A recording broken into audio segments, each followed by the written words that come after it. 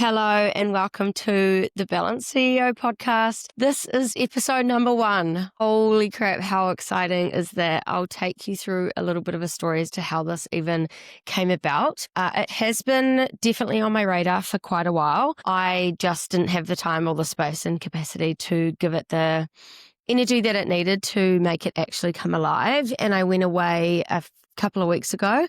I was in a breathwork journey actually, and I just got this overwhelming feeling. I was asking what are my next steps are? What do I need to do next? And yeah, it came through very, very strongly that I needed to start a podcast. And I got home and I used to have a couch here and I sold the couch.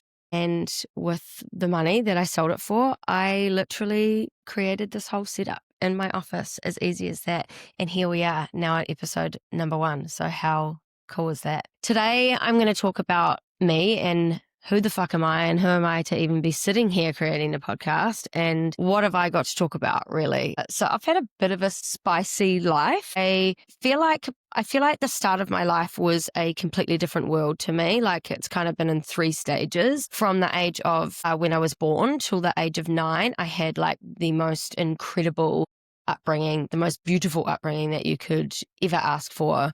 Beautiful, loving parents.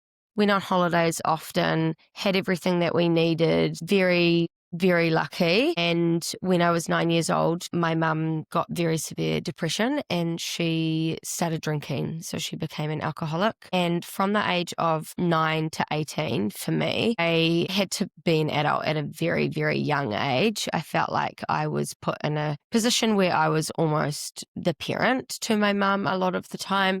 My parents separated when I was about 12, and that was really hard for me, but I ended up staying with my mum majority of the time, mainly because I had more freedom there to go out and do all the things that I wanted to do. So I stayed with her, but that also came with the effects of dealing with her alcoholism and her disease. So it was tough. Some days I wouldn't know what I was coming home to.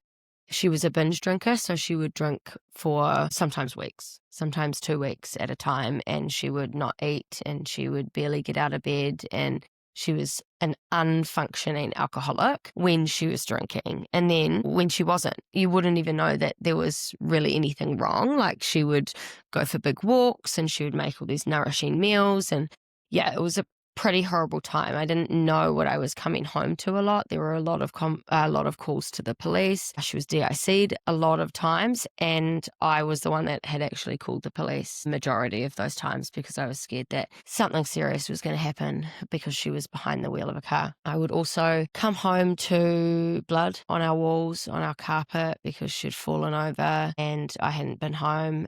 I had to call an ambulance many times. It was really fucking tough. I drank a lot. I was drinking a lot, also partying. I didn't think that it was really a problem at the time, but I would party so much and I would do drugs and I would stay out and have lots of sex and all these things because I didn't want to go home. There wasn't really a safe space for me anywhere. I just felt like I didn't really have a parent around, or I didn't really have someone that was taking care of me. Like I was off the walls. Like I was pretty out the gate. So I understand how that must have been really hard for both of my parents.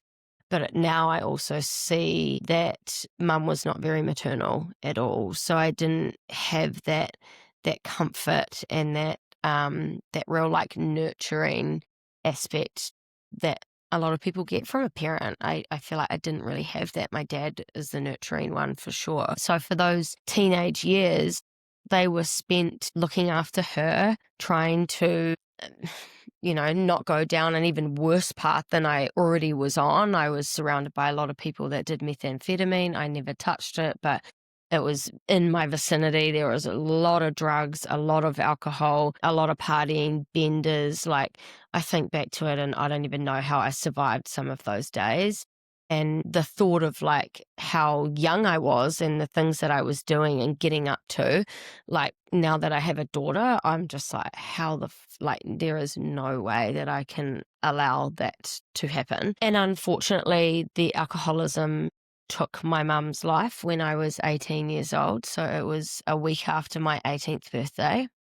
and I was actually hungover on the couch and was sleeping because I had another party to go to that night. Mum had come into the lounge and asked me to open her packet of cigarettes. She'd been drinking, but it was nothing like she had before. She was also in a really beautiful relationship where she was trying to drink socially and not so much on the bender and intensity side that she had been.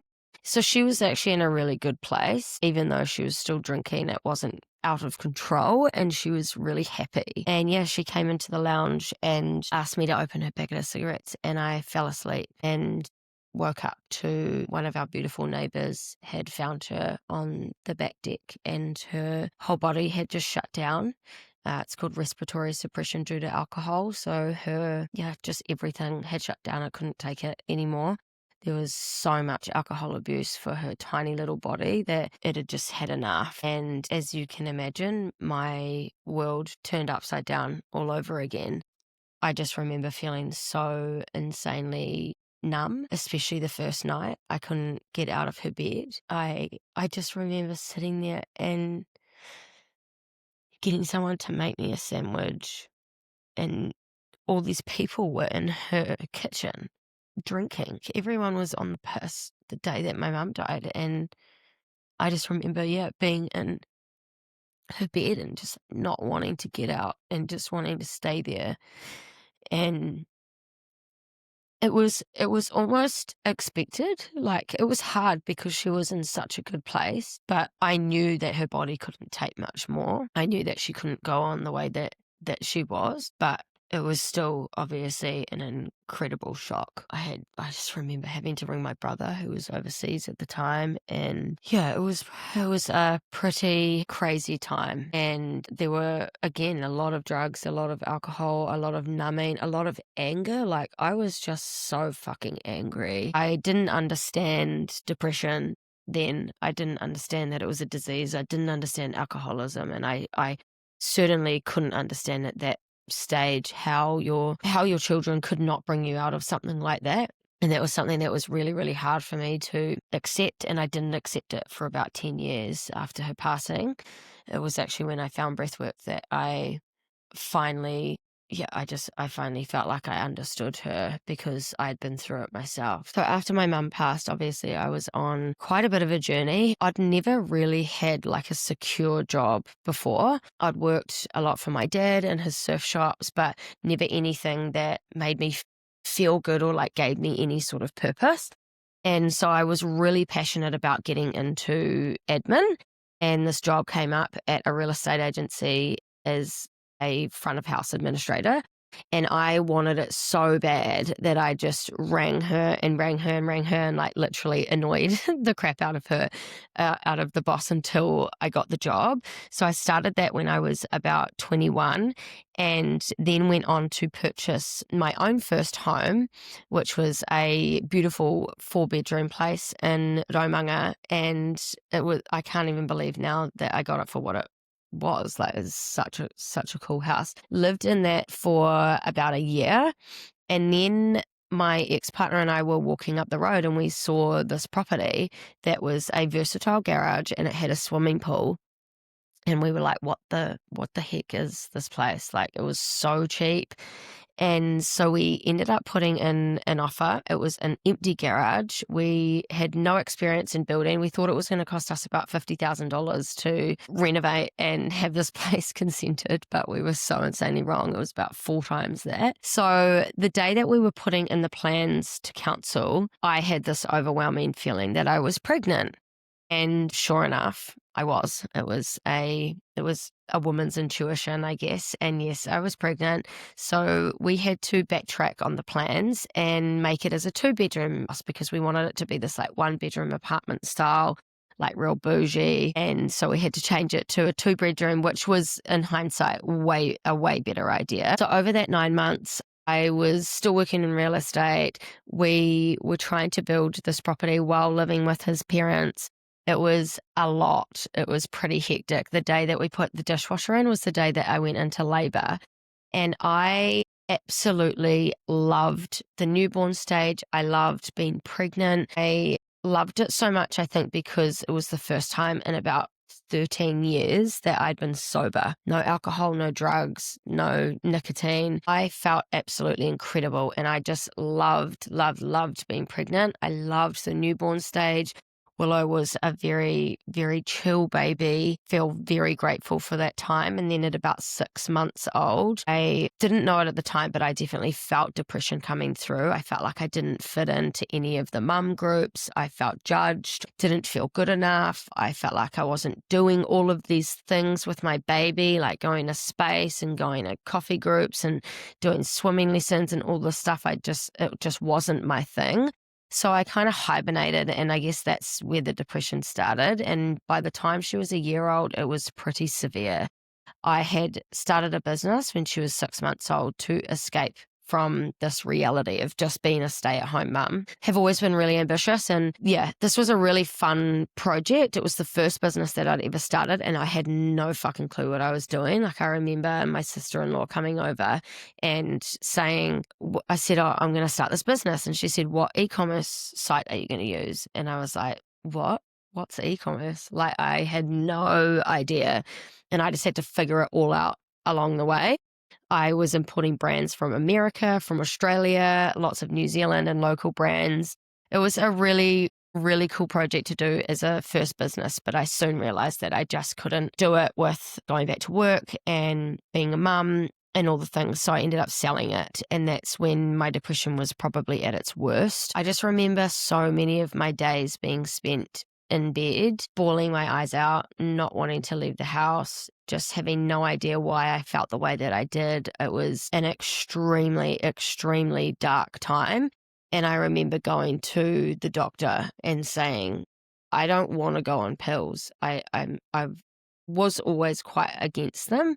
I said, I don't want to go on them. I want help. Like, I want somebody to help me. And she said, well, are you eating right? I said, yep. You sleeping? Yep. Are you exercising? Yep.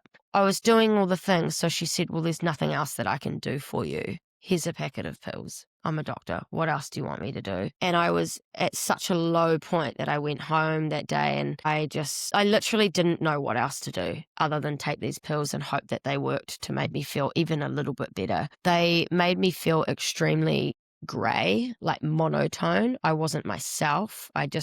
I wasn't happy, but I wasn't sad. It was not nice. I lasted 6 weeks on them. And when I came off them, my body reacted really intensely. I had these like incredible shocks going through my body, like headaches.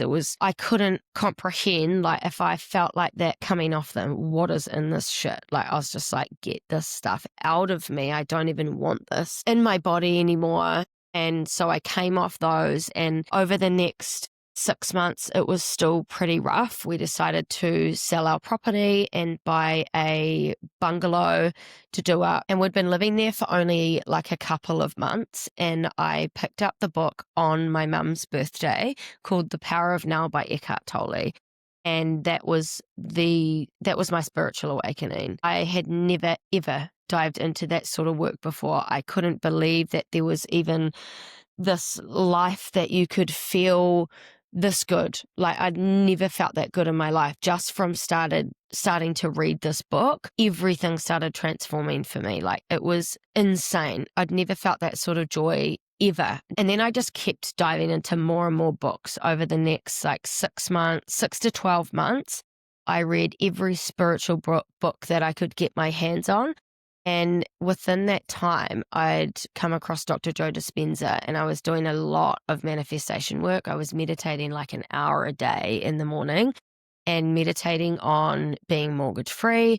I wanted financial freedom. I didn't want to be held back by the bank anymore. And not that we had like a massive mortgage or anything, but we just had this vision that we wanted to be a lot more free and go and live on a beautiful block of land and grow our own veggies and all of these things. 6 months later, I went to an Awaken breathwork event because somebody that I followed and had followed for a while that had a similar upbringing to me said, look, you need to go to this thing, like, don't even question what it is. You won't know until you get there. Like, just go. And I just had to put full trust in her that this was the right thing that I needed to do. So me and my sisters went along, and that was the first time that I discovered breathwork, and it absolutely exponentially changed my life. That day, I felt like I had forgiven my mum for 20 years of hurt and pain and trauma. It was the first time I could connect in with her and actually say that I was sorry for the amount of anger and the amount of hatred that I had toward her. And I also had this overwhelming feeling in that journey that I had to quit my job in real estate. I'd been in it for 8 years. I'd worked my way up the ladder. I worked for a very high achieving agent at the time who treated me really, really well, worked for a great company, but I just had this feeling that that wasn't my path and that I needed to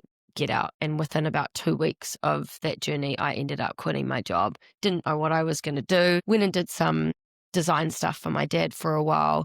And then the first facilitator training came out through Awaken, and I applied and I got it. And it was about 2 months after that breathwork journey that our house came up for auction. We decided we wanted to live on a block of land. So we put this bungalow up for auction that we had spent next to nothing on. 12 grand we spent over 12 months, but just a lot of hard labor, like scrubbing decks, painting, sorting the lawns, like sorting the property. It was a lot of hard work, but not a lot of money went into it. And we'd been manifesting to be mortgage free. We ended up selling that property for $1.1 million, which was over double what we'd paid a year prior. We sold it in the peak of the market, and that instantly made us mortgage free. It was the craziest thing I have ever been involved in. I worked in real estate, obviously, and I ran all the auctions there and had done for years, and I'd never ever seen an auction like that. We got an offer of $720 and an offer of $850. We obviously ran with the $850. We were so happy with that.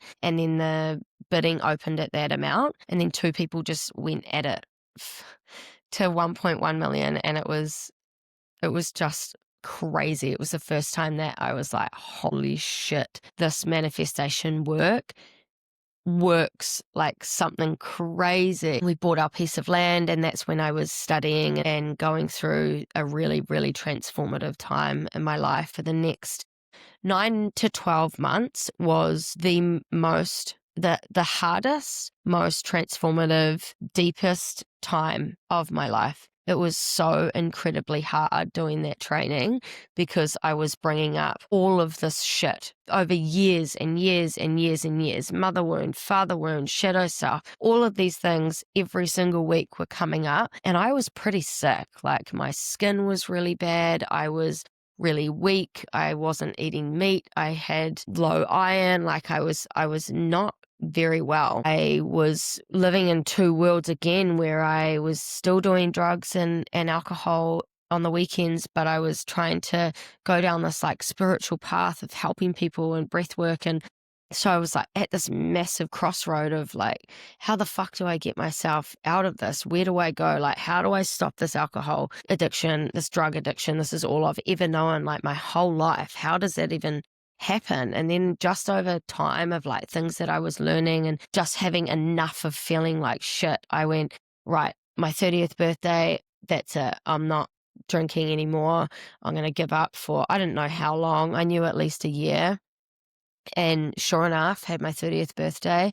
And that was the last time that I drank for 12 months. And it was the best thing that I ever did. 3 months after that, Willow's dad and I separated, and I went completely sober off everything, nicotine, drugs, alcohol, and then went and moved into this beautiful little rental, this Airbnb by the beach. And I just hibernated.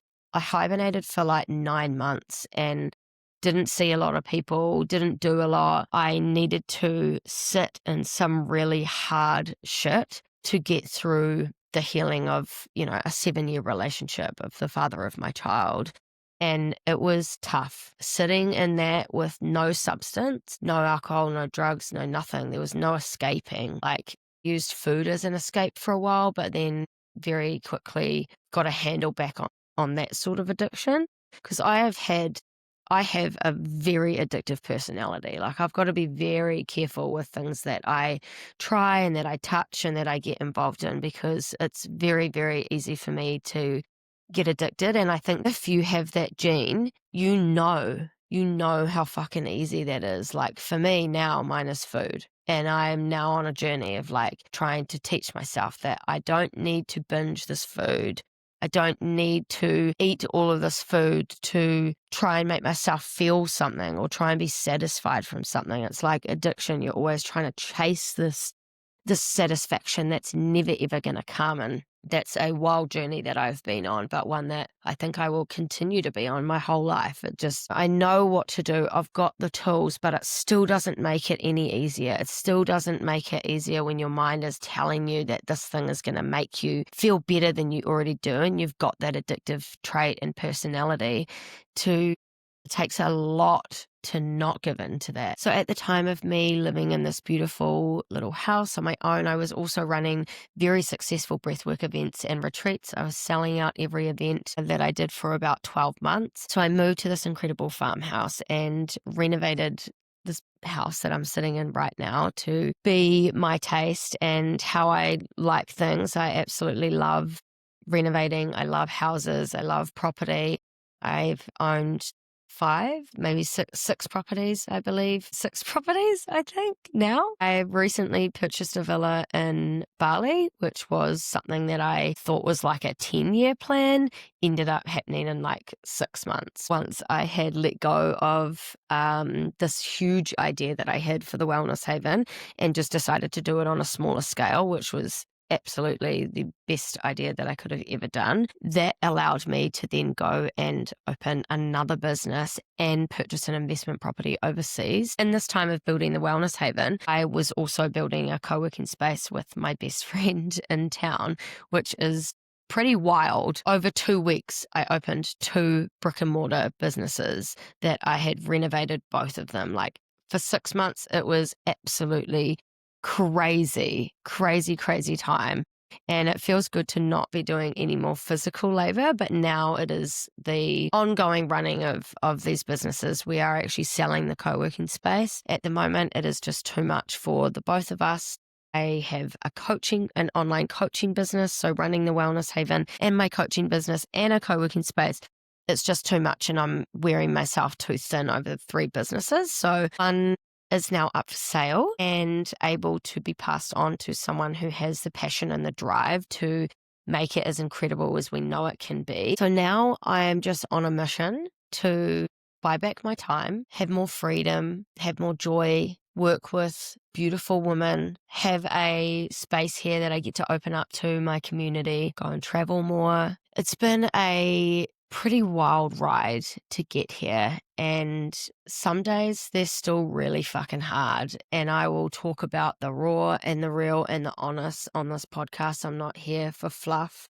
I'm not here to beat around the bush of how I'm actually feeling. It's still fucking hard, and I'm only human, and I'm trying my best every single day, but the hardness that I sit in now is like 1/10 of the hardness that I used to have to sit in when I was coming off a bender, or I was sitting in shame because of the bender, or I was, unable to calm down because I was just so fucking angry. Like there was so much anger and I still have that, but I'm learning to regulate. I'm learning to be with my emotions, to be with my feelings, and I'm just on a mission now to show people and women what is possible, show you the actual behind the scenes of what it takes to run a business. I want to talk to everyday people that are doing extraordinary things, that are inspiring and have these amazing ideas and put them out into the world. And this is what